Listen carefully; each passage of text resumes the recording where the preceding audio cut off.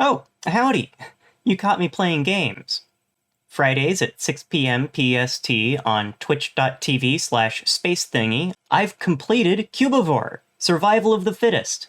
This is a strange action puzzle thingy with weirdly religious symbolism. Let's think about it.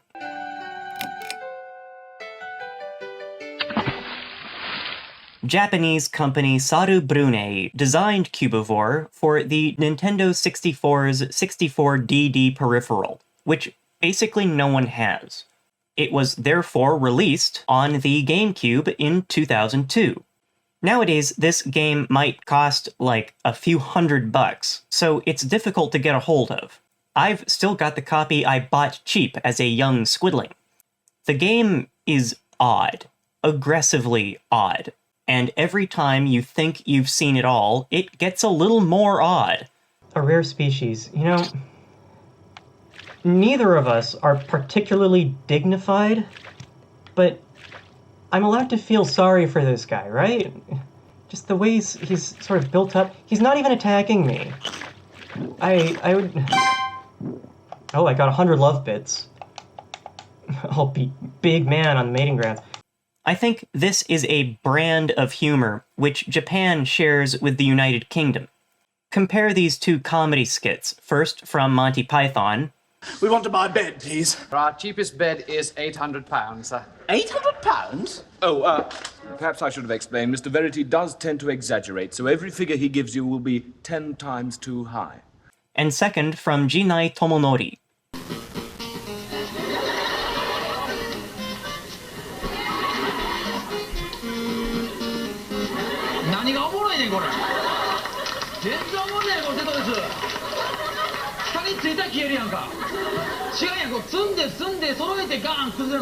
In both cases, the joke begins strange, and every step of the way it becomes even more strange. Will you show these 20 good people the dog kennel, please? Certainly. Dog kennel? No, mattresses. Oh, no, you have to say dog kennel to Mr. Lambert, because if you say mattress, he puts a bag over his head. Cubivore feels like this too, but perhaps even weirder, it's actually a playable game. However strange it gets, the rules work. Once you understand those rules, it feels like you're one of the pythons singing in a box, like it's something sensible. Or like it's natural to get a green bean in Tetris.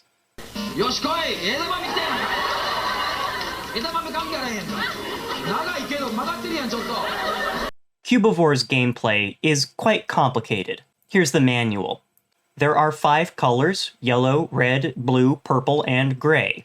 Each color comes in 3 different shades: pale, dark, and rage. A collection of one color can be one of 5 different varieties: pale, dark, rage, pale dark, and clash. A Cubivore might have up to 6 limbs, so 1 to 6 limbs times 5 colors times 5 color varieties results in 150 possible Cubivores. If you eat someone else's limb, one of your limbs will become that color, so you can mutate from one shape to another. Cubivore's plot is comparatively quite simple. The world used to have a lot more wilderness, which is why so many colorful Cubivores are flopping around. The colorless bad guys ate all that wilderness, and now you're gonna get the wilderness back by eating them. You also need to eat bugs. Some of the wilderness is trapped in bugs. Hello, Mr. Bug. You begin as a pig. A quote-unquote pig with 1 limb. So that's me. I'm walking around. I'm described as a piggy. I feel a little bit more like a tadpole, maybe? Each time you eat a bad guy, you get a chance to mate, and all your offspring have 1 more limb than you do. Do you want to mate? Remember to ask, everyone. It's important to ask. You pick your favorite offspring, and they become the main character. I'm Little Piggy the Second, and there's Ted. There's Little Piggy Ted. you mate with the females, and then you die, and your kid isn't allowed to, the moms just gave birth to me, and then locked me out. They locked me out with my father's corpse. Piggies can only have 3 limbs, apparently. So when you defeat your third bad guy, you meet the Grizzly Consummate, the ultimate female. She eats you whole. You pass through an afterlife, Rainbow Heaven, where you see some tutorial and you're not allowed to eat anyone. Shame.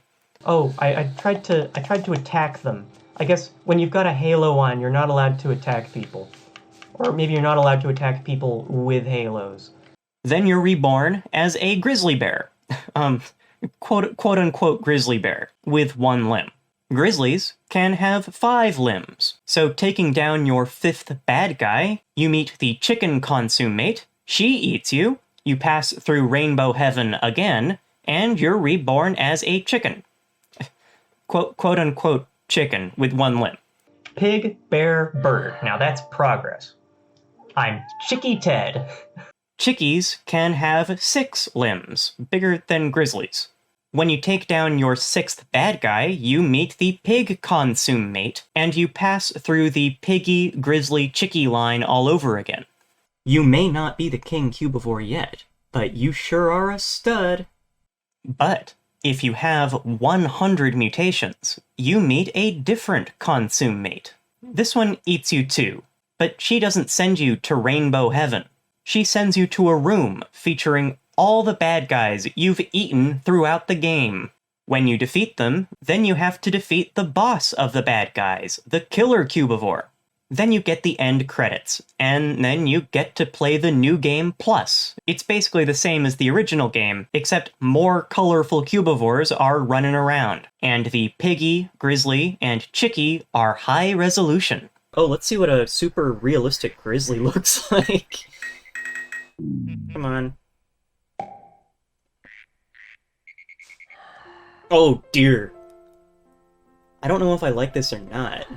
If you make it to 150 mutations, having taken every possible shape in the game, you get the end credits again, and you unlock Shangri-La.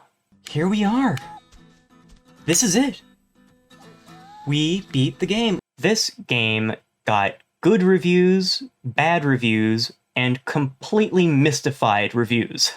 I think it's lots of fun, but I also think it's sometimes quite aggravating. These guys. Okay. No, specifically that one, because he's only rage free. Don't run! Did he run? He ran. He ran. So let's ignore all that and try to figure out what the game's spiritual deal is. Cubivore isn't a religion, it's a video game. But when a video game borrows religious iconography, we can eat it 1 limb at a time.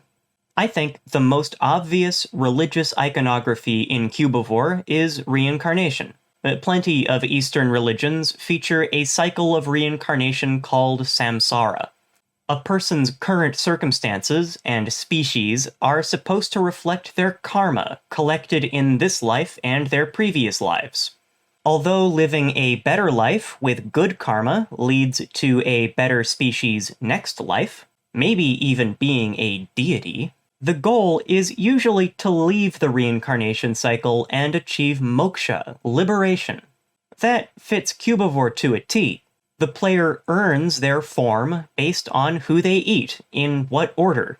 They can also diet plan or poop. I can't stop pooping! I don't know. That's just in my head while I play this game, because you gotta be really good at pooping. This time I can diet plan. If I master this technique, I'll be a first-class diner. So I'm a Zen Rage. I'm called a Zen. This is the best creature in the game. Their options for their next generation depend on their final status, or maybe they'll earn a species upgrade.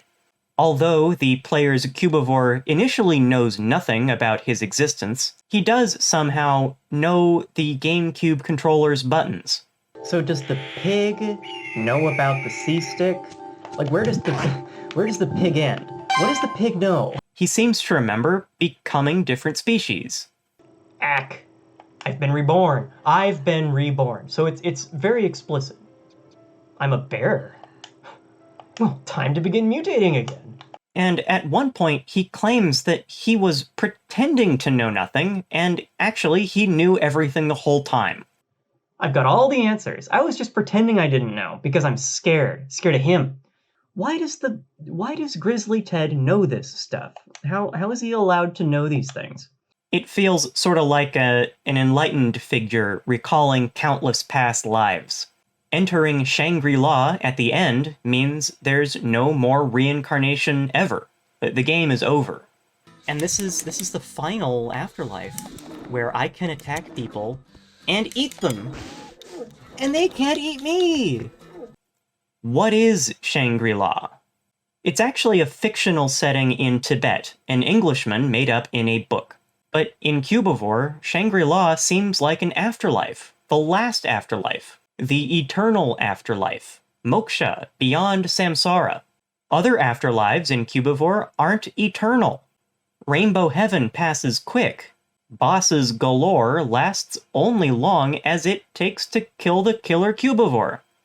Killing the killer Cubivore releases all the wilderness, but you keep getting reincarnated in that wilderness until you make it to Shangri-La, where basically nothing happens. So, we beat the game. And now I'm bored.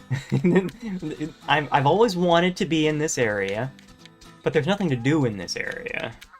Until then, sometimes you can swap universes without dying. There are special areas a Cubivore can access for a limited time by climbing a pyramid to a magical portal. I'd compare this to mental states said to be experienced by the living. Samadhi, for example, is intense concentration achieved in meditation, sometimes called union with the divine. Unity with the divine can happen in Western religions too, so maybe these special areas can represent holy visions, or accidentally ingesting argot and meeting witches. I like these statues. Who built these statues? Who built anything in this game? The title of the game doesn't reference a religion. Cubivore, Survival of the Fittest, clearly refers to evolution. But evolution doesn't look like this. And I'm gonna eat this guy's limb. He's gonna die. Color meat. Yellow. So now I look like he did. So he was in this configuration before with, all his slices, his squares were in this configuration. Now I'm him. Cubivore uses scientific setting and language to present a worldview which is less scientific and more like a new religion. In Japan, any religion produced after 1860 is called Shinshukyo, a new religion. These religions often include elements from existing religions, like Buddhism, Hinduism, and Christianity, and elements from existing philosophies or cultural icons, like Nostradamus. For a light-hearted example, the Church of Perfect Liberty explains life is art. Aww. For a negative example, Aleph released sarin nerve gas in the Tokyo subway and killed 13. Oh dear. For a contentious example, Soka Gakkai is a brand of Buddhism popular internationally. Orlando Bloom is a member of Soka Gakkai. So is Tina Turner. But Soka Gakkai is controversial in Japan and is sometimes considered a personality cult. So Cubivore isn't really a new religion, being a video game, but it does seem to purposefully look like one. Is it a good one? Is it a bad one? Well, little piggy grizzly chicky Ted here talks a whole lot about getting the wilderness back from the bad guys, right? But the more wilderness he rescues, the more he starts acking. Ack, at last. Ack! Ack attack! At long last, I have become Ack, king of the Cubivores. Ack, this Ack is Ack to Ack. Wilderness permeates every pore of my body, and Ack, I am wilderness, and wilderness is I. It's easiest to kill the killer Cubivore in the same shape as the killer Cubivore. You can see that he's a rage, Zen rage. When he kills the killer Cubivore, he gets all the wilderness for himself. At last, the king of the Cubivores, aka the killer Cubivore. So Theo, has become the killer Cubivore. That's not any good, is it? And then, in Shangri-La, he runs the place like a mob boss. I don't like that they're running away. This is Shangri-La. They can't hurt me, I can hurt them. And if they run away, I just feel like a bad guy. You are a bad guy! In this game, you're a bad guy! You're the bad guy in Cubivore!